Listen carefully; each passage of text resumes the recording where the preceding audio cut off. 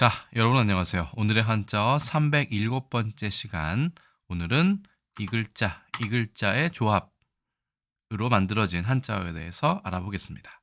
자, 왼쪽에는 물수가 보이고요. 오른쪽에는 칼도가 이게 세로로 서 있네요. 자, 그래서 이렇게 크게 확대하면 이렇게 됩니다. 자, 과연 어떻게 읽고 어떤 뜻을 가지고 있을까요? 자, 이 글자는 우리가 첨삭이라고 읽습니다.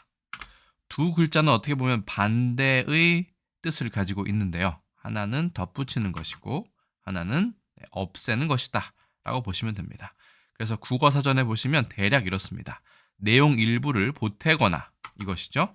삭제하여서 결국은 수정해서 고친다 이런 뜻을 가지고 있습니다. 뒤에 설명드리겠지만 보통은 시나 문장 등을 수정할 때 쓰는 전문적인 표현이라고 볼 수 있겠습니다. 그런데 이 더할 첨자의 경우에는 허신의 설문의자에는 나와 있지 않습니다. 다만 허신의 설문의자에서는 젖을 첨자를 먼저 소개하고 있는데요.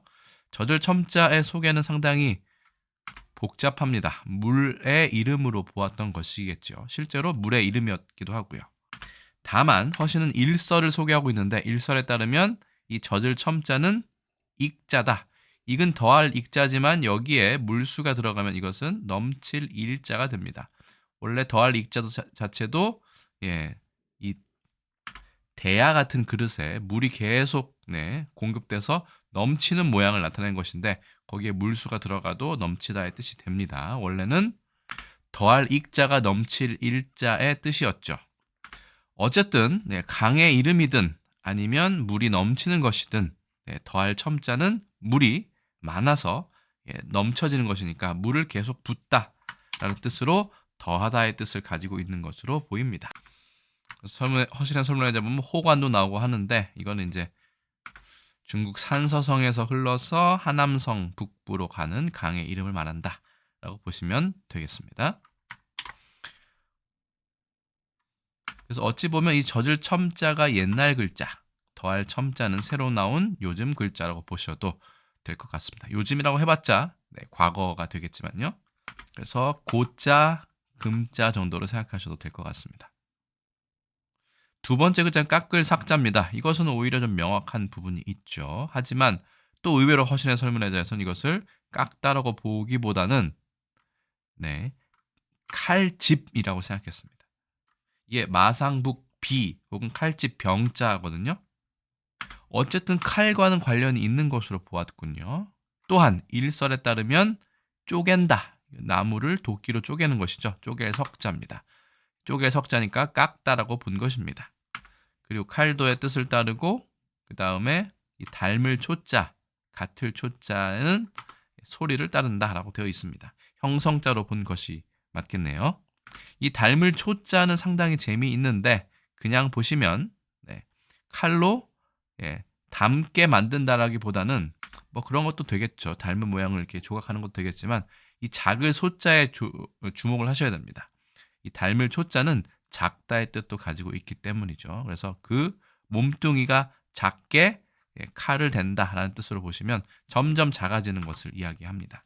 나중에 기회가 되면 이 닮을 초자에 관해서도 그 모양 글자에 대해서 한번 살펴보도록 하겠습니다만, 자, 그래서 깎을 삭자 같은 경우는 칼로 깎아서 조그맣게 만든다 라는 뜻으로 요즘은 보시면 될 것 같고요. 예산을 삭감한다라고 할 때도 많이 쓰죠. 대신 이제 그 문장으로 보았을 때는 이것이 칼이기 때문에 예전에 문장을 그 죽간이나 아니면 간독 이런 데서 써서 보관했을 때 뭔가 부치를 더한 것은 필이라고 얘기했고 그 다음에 그 중에 필요 없는 것을 깎아내는 것은 삭이라고 얘기했다라는 기록이 사마천 사기의 공자세가에 나와 있습니다. 내용을 더할 건 더하고 깎을 건 깎았다 해서 필즉 필, 삭즉 삭 이런 표현이 있는데 그때 삭자가 문장을 수정하고 필요 없는 것을 깎아내다, 덜어내다, 도려내다 정도로 보셔도 될 것 같습니다. 자, 그래서 두 글자 한번 다시 한번 살펴보겠습니다. 첫 번째는 더할 첨자이고요. 빠르게 써보겠습니다. 하나, 둘, 셋, 넷, 다섯, 여섯, 일곱, 여덟, 아홉, 열, 열하나. 여기 있는 작을 소자 비슷한 것은 마음 심자의 변형이라고 보시면 됩니다. 근데 원래는 이 글자가 설문의자에는 없었다 라고 보시면 될 것 같고요. 두 번째 글자는 깎을 삭자입니다. 자, 하나, 둘, 셋, 넷, 다섯, 여섯, 일곱, 여덟, 아홉 해서 9획입니다. 그렇죠? 칼로 작게 몸통을 이렇게 줄어들게 깎다라는 뜻으로 보시면 될 것 같습니다. 그래서 더할 첨자와 깎을 삭자, 하나는 더하는 것, 하나는 줄이는 것이라고 보시면 됩니다. 실제로 문장에 이 글자가 쓰이는지 보겠습니다. 시문이나 답안 따위의 내용 일부를 보태거나 삭제하여 고친다. 그렇죠. 시문, 답안 다 글에 해당하는 것들이죠. 그래서 비슷한 표현으로는 증삭도 있고요. 첨삭 대신 증삭을 쓸 수도 있군요. 그리고 증산도 있습니다. 이 산자라는 것도 재밌는 게 이게 책자죠. 책자에다가 칼을 대는 것이기 때문에 주간에 직접 칼을 댄다라고 보시면 될 것 같습니다. 죄송합니다. 우리는 이 산자를 잘 쓰지 않지만 중국에서는 특히 뭔가 삭제할 때, 내용을 삭제할 때 이 산이라는 표현을 상당히 자주 씁니다. 그래서 첨삭지도 등의 예문이 있죠. 논술을 첨삭하다라는 뜻도 가지고 있고요. 자, 그래서 아까 그 필즉 필삭즉 삭이라는 표현 말씀드렸는데 필삭이라는 표현이 따로 있습니다. 써놓은 글에다 그래서 더 쓸 것은 더 쓰고 지울 것은 지워버린다고 할 때 필은 더하는 것, 삭은 줄이는 것이라고 보시면 되겠습니다. 첨삭이란 표현 조선왕조실록에 한 건이 있었는데 글을 수정한다는 뜻은 아니었습니다.